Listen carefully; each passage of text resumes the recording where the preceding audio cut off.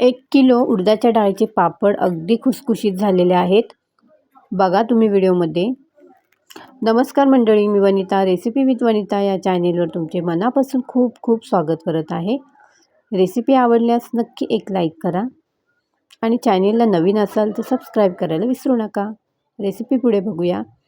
1 kilo उडदाच्या डाळीचं मी पीठ घेतलेलं आहे. आता त्यातून मी लाटण्याकरिता थोडं पीठ काढून घेते.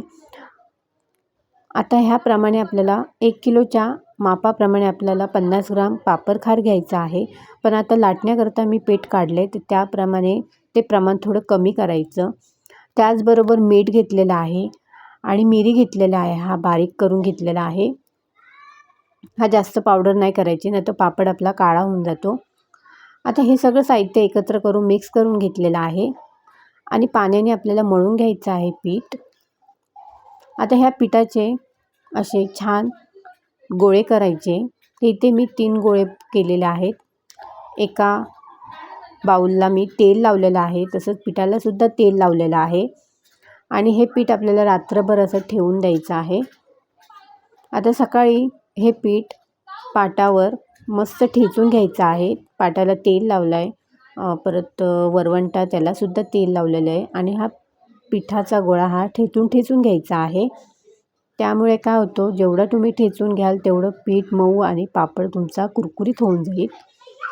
मस्त खुसखुशीत पापड होतात.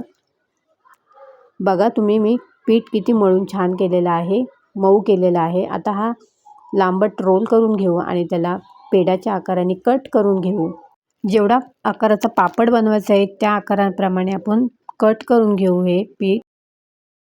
आता हे कट करून झालेले आहेत.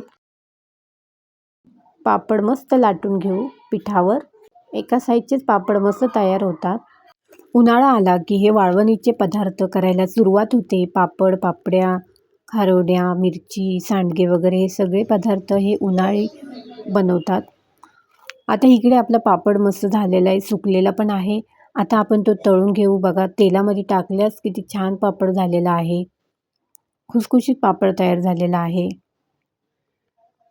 मंडळी, कशी वाटली रेसिपी?